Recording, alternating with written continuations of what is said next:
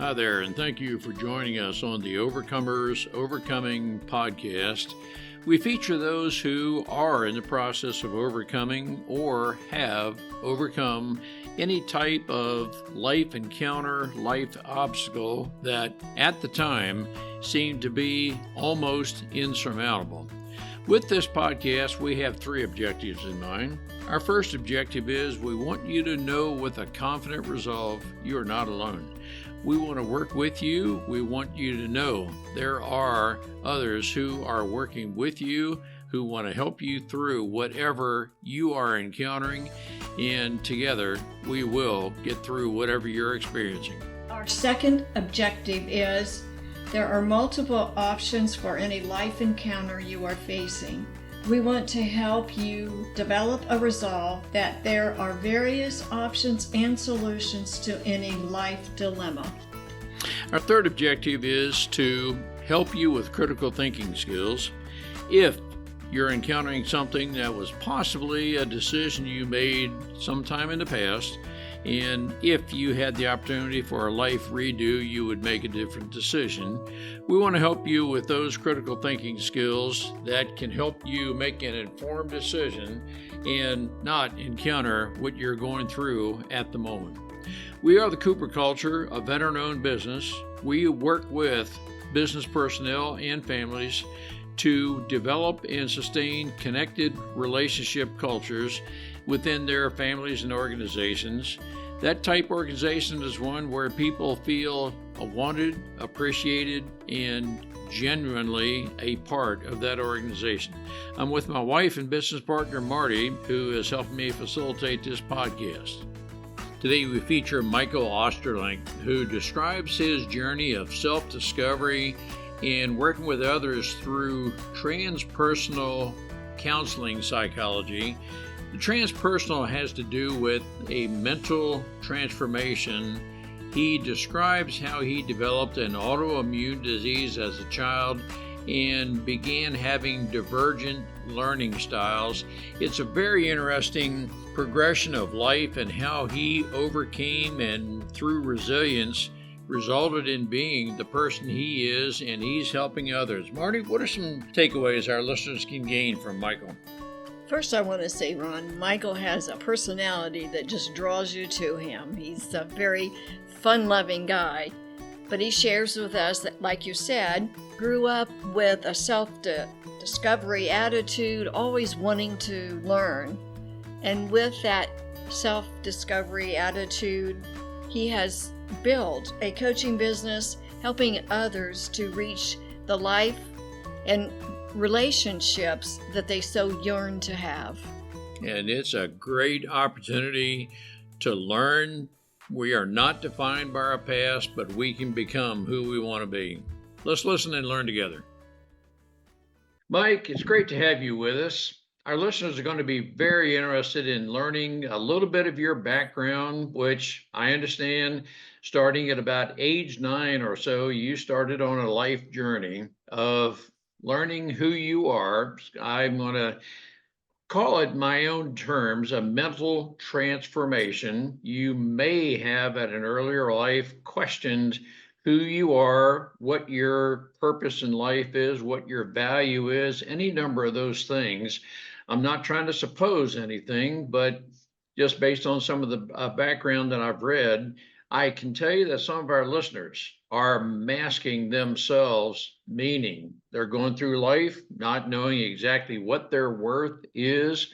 I like to, and I have written on the subject of words matter. Sometimes the words we speak can have a very negative context to us.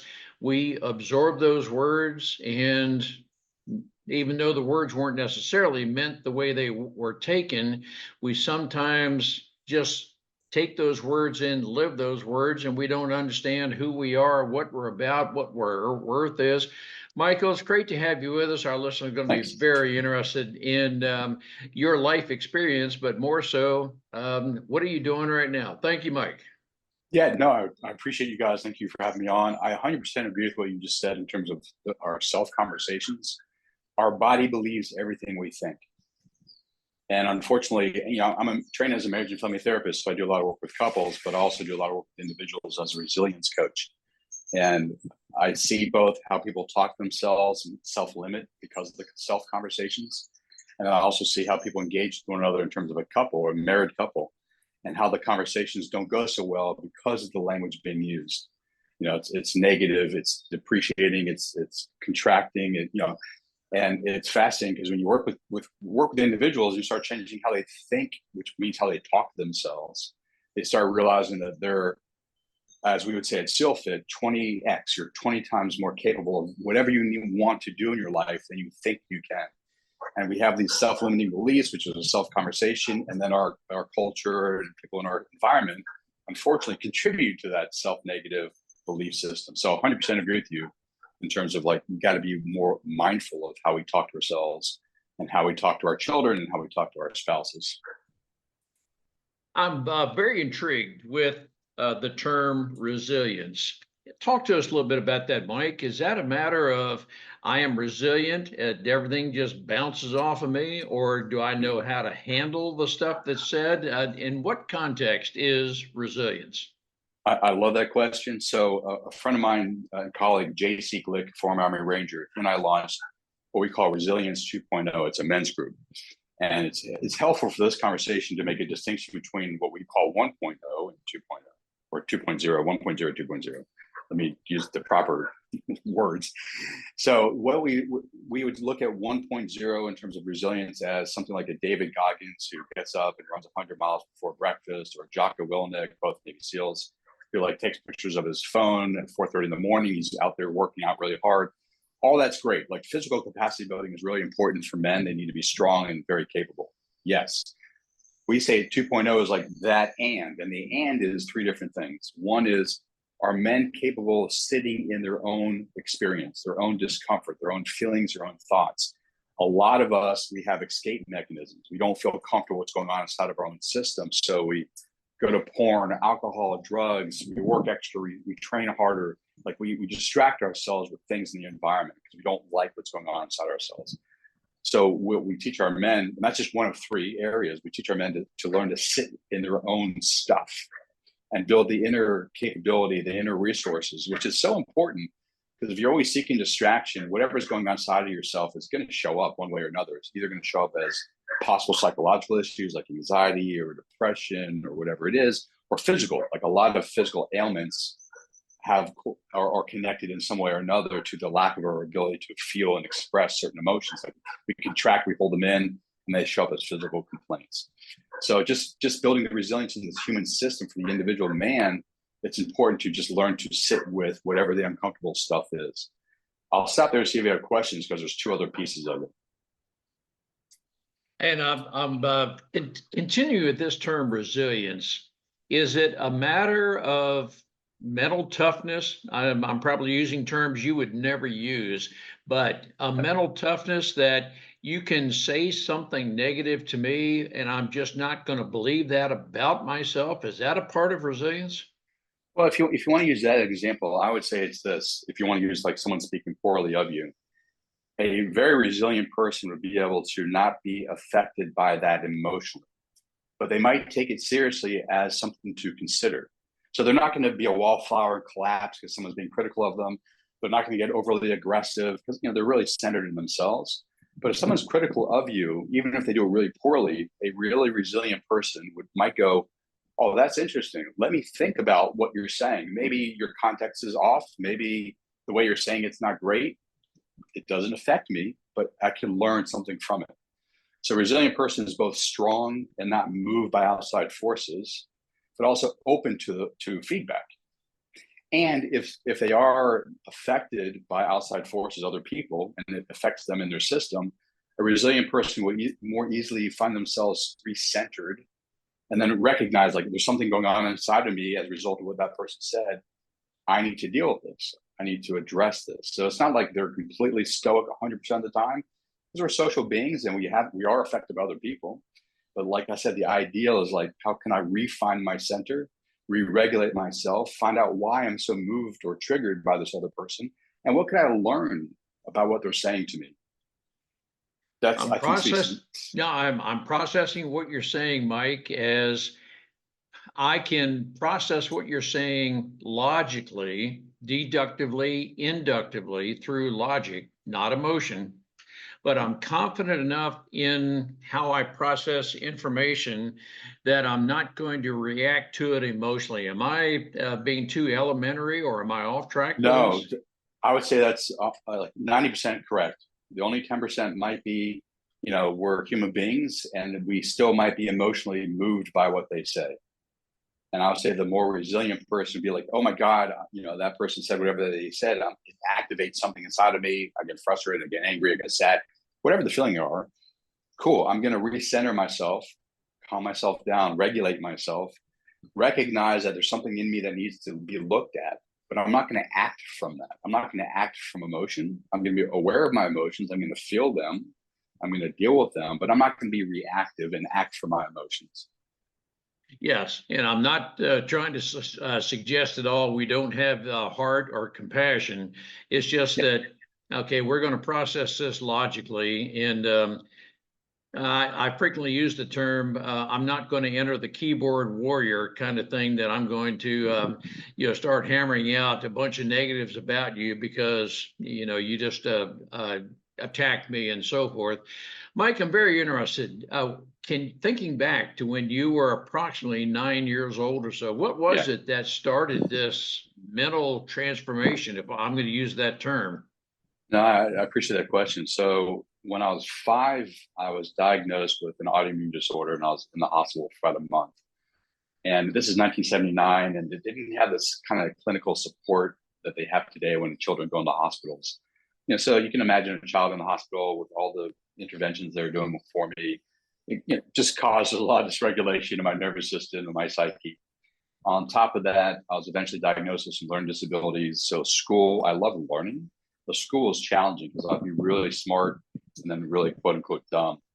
And at first the teachers would be like, "Oh, you're lazy." Like, I'm not lazy. There's something I just can't grok with this stuff here, but I can grok this stuff here. And eventually I was tested and diagnosed, and they stopped calling me lazy. They recognized I had an issue of how I process some information. So both those things, like my engagement with both those institutions, medicine was problematic and school was problematic, and just left the bad taste in my mouth and some psychic problems. And it's funny because I found this, well, my mom, I didn't find anyone, an amazing therapist who I'll speak to what she taught me. But prior to seeing a therapist, my mom took me to a psychiatrist. And consider this is 1979. Most psychiatrists, actually probably all of them back then, would just give, diagnose you, assess you, give you a medication. A lot of them still do that today. But so I sat with him and my mom, and we did the whole hour session. And I turned to my mom when we were finished, and I said, "He's fat," because he was fat. He smokes. He smoked. He can't help himself. How's he going to help me? And I walked out. And that's pretty obnoxious for a 9-year-old, but that's how I felt. And fortunately, my mom agreed. I mean, she wasn't pejorative to him, but she's like, if you don't feel comfortable with him, then he's not going to be able to help you. So she found Mrs. Pat Lawson. It was a psychotherapist, not a psychiatrist. And Miss Lawson taught me guided meditation, guided imagery, meditation, guided imagery, biofeedback. I was playing around with biofeedback in 1979. She got me to the martial arts. So she helped create a path for me forward of deep exploration, self-mastery, self-inquiry, those kind of things, the things you just mentioned. And that was around 1979 when I was around 9 years old. I'm only curious, were you diagnosed autistic, anything of that nature? Or, okay, when you mentioned some people thought you had a learning disability, I'm curious to know if you were bullied and that kind of thing, and but you came through all that. Actually, I was bullied, interestingly enough, but I was not autistic. And my learning disability was a processing problem, as an auditory processing problem.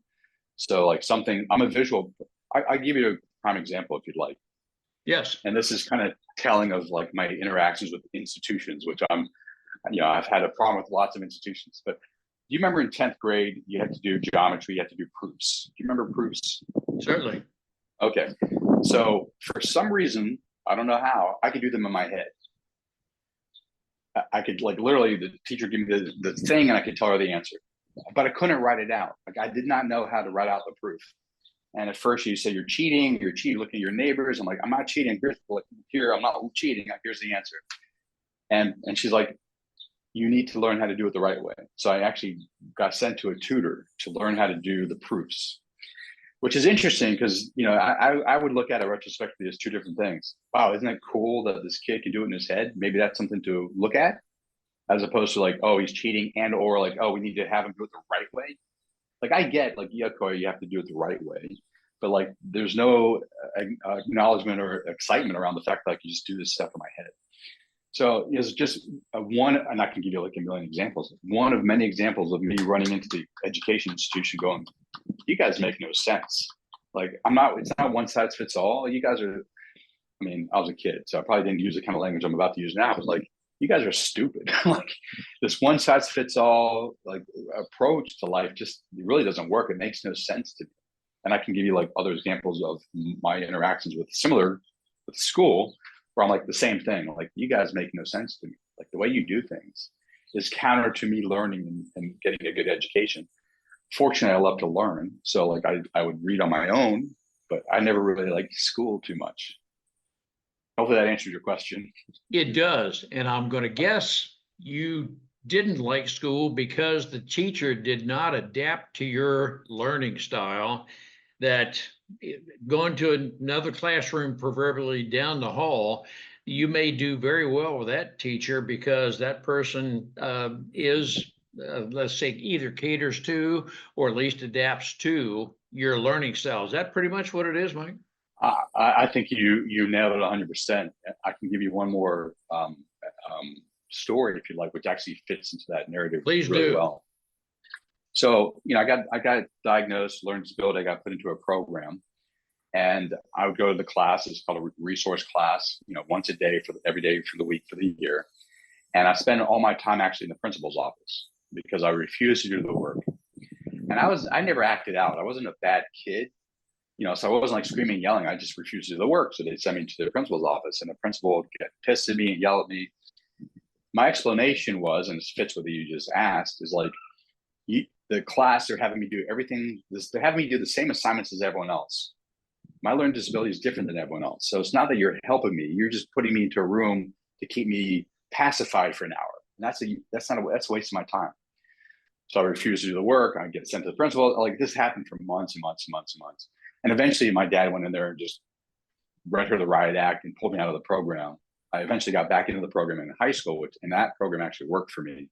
But it's just another example of me running into an institution where it's like, you make no sense to me. Like, you're not really, like, if I really have this problem, help me with my problem. Don't put me in a class with everyone else that does the same stuff. That just didn't make sense to me as a, I guess I was fourth or fourth grade. I don't know exactly what I was thinking at the time, but I knew enough to say, no, I can't do this. Or I won't do this. I could, but I chose not to. And so I'm processing what you're saying, Mike, is that, again, if you don't have a learning disability, I quite honestly, I hate that term, because some people take the word disability that, well, I can't. And with you, clearly you can. You're very articulate, you're very learned, but you may have had to go to different teachers, different places who can adapt to your auditory learning style. Is that somewhat accurate? It's actually interesting because when I was in college, I did summer school, and I had the best time. When I was in college, I'd really connect with my teachers because, it's a different kind of relationship. And I did summer school up in Massachusetts, and I had a Marxist teacher, and I'm completely not a Marxist, but we would have these amazing conversations after school, after class, and just kind of debating back and forth. And he was open, so it was a fun conversation. And at the end of the semester, summer semester, I was talking about this learning disability stuff. And he said exactly what you just said. Oh, you don't have a learning disability. There's some things you can learn to do that might improve your capabilities in some of these areas. You weren't taught how to do them. It's just it's two things. It's a lack of your knowledge on certain things because you weren't taught. And it's just not recognizing how you do things. That's why they put you in this category. And so like he agrees with you, and I didn't know what to do with that at the time. I was like, that's interesting. So I still carry the story, and it's a useful story to tell in terms of this narrative we're explaining, in terms of my interactions with the institutions. But I agree with you. Yeah, it's most likely just a different learning style that I have, and perhaps what he said is also true, that there's certain things I just could have learned to begin with, which would help me in this process. As you are thinking back through life, and maybe most of the way through your life, were there some people who said, I see your ability, Mike, I believe in you, I'm willing to work with you, as opposed to, oh my gosh, you've got a learning disability, you're not going to fit. And so I think what I'm asking, Mike, were there just early on the proverbial 2 or 3 who believed in you, and man, you linked up with them, and you made quite well for yourself? So that's a great question. I really appreciate that, because I think it's important for people who have children to recognize the importance of having mentors or other people in their lives that can play that role for them. So that's a brilliant question. For me, I would say, first of all, my parents, they supported me throughout this whole thing. Like, my mom and dad went to war for the most part, against school, especially. Like, I can give you more examples of, like, my mom would go to school and have to fight for me. So they were really good. My dad, as I mentioned, fought for me in elementary school about the principal's office stuff. So they were supportive of me. And I had some neighbors too, now that you mentioned it, which I haven't thought about in 40 some years, who saw, and I'm not using this to blow my own horn, but saw like my genius, because I remember sitting in my cul-de-sac talking to him, because I was giving him some ideas on some, you'll love this, former military. I was like, I have an idea for a weapon system. And I was like 12. And I laid it out to him. And so he gave me some really nice compliments of how I think about things. And I would say that he, among others, were ones who recognized my capabilities and supported me through these kind of conversations. And I was fortunate, because even growing up, we lived in Washington, D.C., and my parents would have a lot of friends and come over, like, for dinners, whatever, or parties. And a lot of them were military, law enforcement, like FBI, law enforcement, national intelligence community, those kind of things. So amazing, deep, fun, cool conversations of things that are always of interest to me. And I always got recognized, as even though I was a little kid, by them for my knowledge on the topic at hand. And that's always like life affirming. So I like to spend time with older people at the time, because they could recognize that I had some knowledge on certain things. Was there a time, Mike, when you felt, and maybe even as a teenager, you just did not have a lot of friends? And I'm building up to a very specific purpose and asking you this question. But was there a point in your life, maybe as a teenager, you didn't feel like you had a lot of friends? That it was the older people that you most identified with? It's a good question. I always had lots of friends, so that was never a problem. I think, I might preempt your question by saying, how I felt about myself, I might have questioned why they were my friend. Like, I didn't feel good about myself, at certain times in my life. I'm like, why would you be my friend? Those kind of things would cross my mind. But I was lucky. I had a wide variety of friends from different cliques. And I also, like I said, just, I love spending time with older people, because I love those kind of conversations. And I'll tell you a funny story just on that, in terms of, answering your question. I remember People's Drug. I don't know if it doesn't exist anymore. I don't know if you remember People's Drug, but I was there, and I was like 9 or probably about 10, 11 years old with my mom. And I was always in the book section of every place I'd go to. And I ran into a guy who was part of the Canadian American, there's a Ranger group, Canadian American, who were part of D-Day. And he's part of that group. I can't remember the name of the group, but for whatever reason, we just started talking. And I hit it off with him really well. And we started meeting afterwards, just because I'd love to learn more about military history and World War II. So I'd meet with him and talk to him. That's kind of typical of like my time in that time. Like, I was just fortunate to meet really interesting people and be able to talk to them. And my mom was supportive of that. And the reason I'm asking you that question is there are some who don't believe in themselves. They don't have a lot of confidence. And there are some teenagers or the younger people that, well, if I don't understand you, if you're different, however you define different, you become an outcast. And so there can be a part of our life where I just don't identify real well with those of my age group, but I can identify with those 20 years older than me. And it is a matter, and I'm describing a part of my early life, when you are with others who believe in you, even, and I use the term frequently, even if they don't verbalize just that, I Yeah. believe in you, it's your interaction with them that you know they believe in you. Otherwise, they wouldn't bother to spend time with you. But that helps us, it helps me overcome a very low point in my life where I had no confidence. Quite honestly, as I look back on my early preteen years, my mental health was not good at all.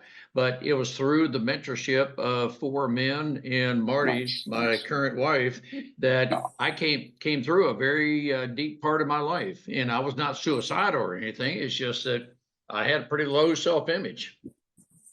Yeah, no, I appreciate you sharing that with me. It gives me a sense of your interest and where some of your questions are coming from and how educational it can be for your listening audience to kind of who have similar type of things. It's interesting because I would say, and this is a great example. When I was in college, I was playing football, and some guy was videotaping. It was like some of them were like GDIs, goddamn independents, and there's frat boys and stuff. We're playing. And I was a freshman, and I remember one of the seniors going, "God, he's both critical of me and saying nice things about me at the same time about how confident I came across."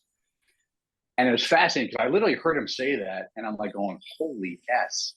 Like I don't like I might come across very confident, and I always put myself in situations. I never hold back to doing things. Like if I'm asked, I'll say yes, and then let's go do things.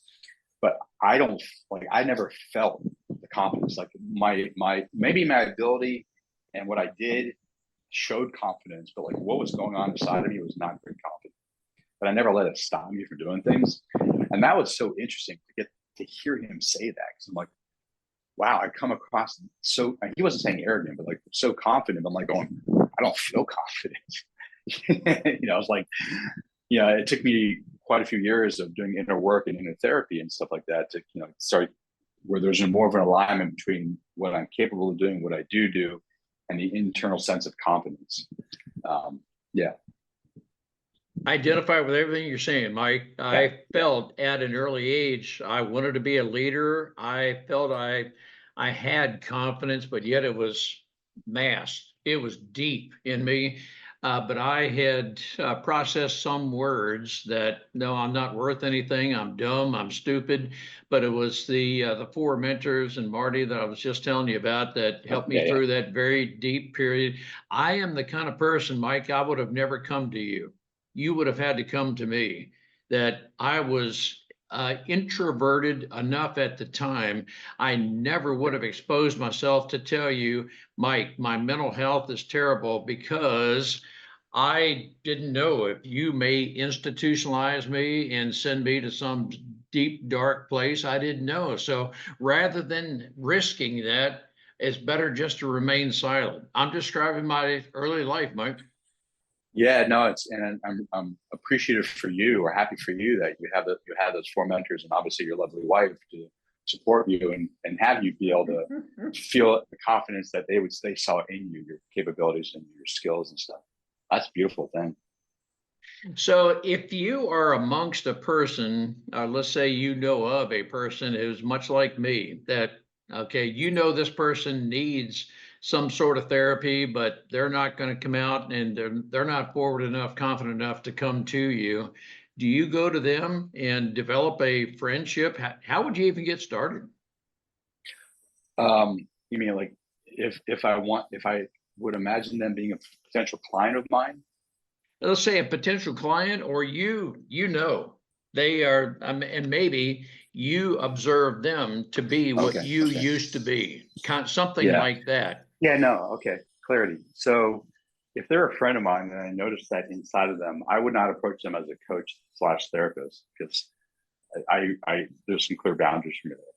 But I might recommend to them, if we get into a deep enough intimate conversation that they're beginning to share with me how they really feel versus how they show up in the world, that it might be beneficial for them to work with a professional. And I've been doing this for 30 years, so I can recommend someone to them. And if they're not interested in working with a professional, then I might be able to recommend, at least some things that they can start thinking about and practices they can start doing to course correct and get more alignment with like a innate sense of self-worth, confidence, and the capacities and skills in the outside environment. Make sure there's an alignment between the two. But I wouldn't intentionally go to a stranger to turn them into a friend and turn them into a client. I would not do that. But I would help a friend, like I said, make a referral out. Mike, I want to ask, how did you get started into your therapy, or, what you're doing today? Thank you for asking. So I was in the middle of an MBA program. I had a whole other career path. I had two paths. One was internal and private, like all this, inner work type stuff. I was always interested in this since I was a little kid. And then I had the other path, which is, a government path. That's how I was going to go down. And I was in the middle of an MBA program because I had spoken to one of our family friends who was inside the government. He recommended it. This is the 90s. MBAs were important back then. I don't think they're useful now necessarily as they were back then. Everyone should get an MBA. So he says, you got to go get a master's. You need to get an MBA. So I was getting an MBA and I was doing fine. I had a good grades and stuff. And a dear friend of mine I've known since kindergarten was murdered. And a month later, one of my teachers committed suicide. And it I had like the dark night of the soul. I'm like, holy moly, like life is so precious. And I just lost my dear friend. And what's this mean? And, so it kind of got me depressed and inward looking. And I realized like, I'm not really interested in the MBA. I have no interest in any of the business stuff. It's fine for other people, but like, this is not my thing. My thing is like the inner work. Like, how more psycho-spiritual, somatic type of work. And I'm like, that's what I really want to do. And that's only pieces of the MBA program that interest me, like the management styles and stuff. Like, but why don't I just focus in on what I really love? And I was like, okay, I will. And then I ended up moving from East Coast to the West Coast, doing my graduate work in transpersonal counseling psychology, getting licensed, doing postgraduate work in somatic or body psychology.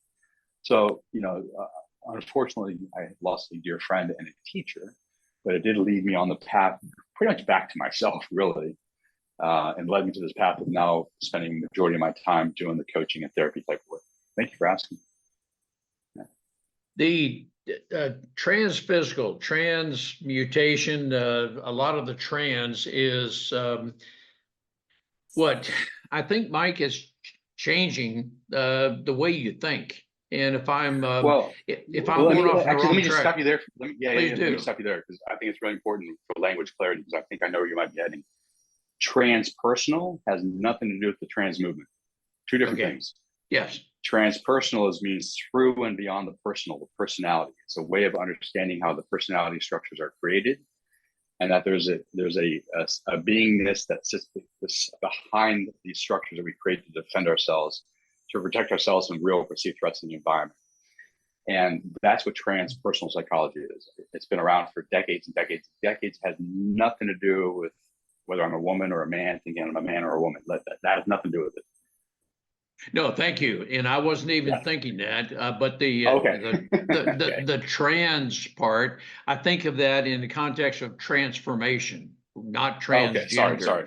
No, that's right. No, that's fine. And I want to make sure our listeners know that we are talking about transformation, and that part of trans, that we're moving from what used to be into the better life. And it is, I believe, a mental transformation. At least that's part of it. At least that it has been for me. I think more highly of myself now than what I used to, and hopefully that's not arrogance, but it's confidence, and hopefully it is a healthy confidence. But I know that there are some people who do not have a healthy confidence, and it can lead to some very fatal mistakes. 100% agree. And it's interesting because you said it's a mental thing, and I agree. It's like how we think about ourselves is really important. But as a somatically or body-oriented therapist, it's also how our body organizes itself in response to internal states and external experiences or external environmental factors. And what I mean by that is, like, if you happen to be around someone who's not very confident, it's not just how they think about themselves. You can actually see it in their physical structure. Like their breathing pattern might reflect for them a lack of confidence. Their physical structure, like they might maybe like everyone's different. There might be a little bit of a collapse and looking down because they're afraid to do the eye contact. So you can actually look at the physical structure of the person, and everyone's unique. So there's no like necessarily universals, but get a sense of like what their psychology is because it shows up in their physical body. And when I work with clients, I work with how they think. That's really important. But I also work with the body, like teaching them how to breathe, how to relax certain muscles that might be contracted or engage certain muscles that might be flaccid. So it's like, how do you engage the body and the breath? Body is part of the breath. The breath is part of the body. Is also just as important for me, the way I work with people, as how do you think about yourself, and how do you talk to yourself, and how do you talk to other people? All of that stuff to me is really important. What you just said is utterly important. And here's where I'm coming from, Mike, that as we are aware, I would hope our listeners choose to engage with those who may be less aware than we are. You're describing some symptoms, the breathing. I know that as people look down at their shoe tops and they seem to be very despondent, any number of things like that. Mm-hmm. I'm coming from the standpoint that I use the expression, I would rather apologize than have to eulogize, if that is the point. And apologize might mean, well, I'm sorry, I saw some symptoms and I just thought maybe, as opposed to dismissing what I'm seeing through awareness and then wishing, oh, I thought I could see it coming, but I didn't have the courage to engage that person. Mike, I'm saying all that to say that if, based on this podcast, we become aware of those within our circle of influence and we think, well, I just think you can benefit from talking with Mike. How would that person contact you? Do you do therapy virtually, or how do you work that? Thank you for saying that, and I'll answer your question, but also I love it because what I'm hearing you say is we can have impact on those around us. And oh gosh, I didn't yes. get a chance, and I didn't get a chance to unpack the Resilience Optimized Men's Group 3 pillars. The third one is like we have a responsibility, not just men, but women too, but I work with men in this case, to step up in our communities, whether it's our family or workspace, whatever community it happens to be, and be the exemplar and be the leader. And that means helping lift people up. So I love like just your whole perspective on it because we're in agreement. Now, if someone wants to work with me, I'm trained as a therapist, but I do coaching now, just so we're clear on that. So I don't take insurance anymore. They can go to my website, Michael D. Ostrolenk, OSTROLENK.com. And there's a way to contact me and we can have a conversation to see it's a good fit for you. And if you're interested in the men's group, it's resilienceoptimized.com. You can go to that, read about it. And then if you're interested in contacting us, we're more than happy to jump on a Zoom with you and have a conversation, see if it's a good fit. I'm going to make all of this available through the narrative, Mike, that describes you so that people can contact you. I want to ask you if you might consider another episode. You mentioned almost in passing 3 pillars of resilience. I am totally intrigued. Would you be willing to come back for another episode to talk more about that? Would love to. Well, I'm telling you, Mike, we need to learn how to be resilient and develop our confidence and so forth. And I do believe that topic is going to resonate real well with our listening audience. I'm going to send you a link, Mike, and let's reschedule. Let's come back, talk about those 3 pillars, because I do believe there is a segment of our population who needs to hear exactly what you're saying. And some of us go through life just not having the confidence to reach out to others. We just need to be, I use the term frequently, we need to be an effective catalyst to help some people make the connection. And I believe, Mike, you've got the right approach to this. Thank you for being willing to come back. Well, I appreciate the offer. First one to being here. I've enjoyed our conversation and I look forward to part 2 with you guys. Sounds great. Mike, we will definitely be back with you, and I know our listening audience is going to be looking forward to further conversation, learning more about those 3 pillars of resilience. Awesome. Thank you, sir. We appreciate having the opportunity to share our and our guests' life experiences with you. The Cooper culture advances organizations to achieve and sustain high retention rates, connected communication, and trust through personality insights and principled leadership. You can contact us at our website, thecooperculture.com, and you can contact us directly at ron@thecooperculture.com or Marty, M-A-R-T-Y, at thecooperculture.com. We work with you to help assess aspects of your culture to advance the environment and people to their best performance. We do that through our staff of certified personal performance coaches, leadership trainers, keynote speakers, and disc personality behavior experts. You can book a speaking engagement directly through our website by contacting us at ron@thecooperculture.com.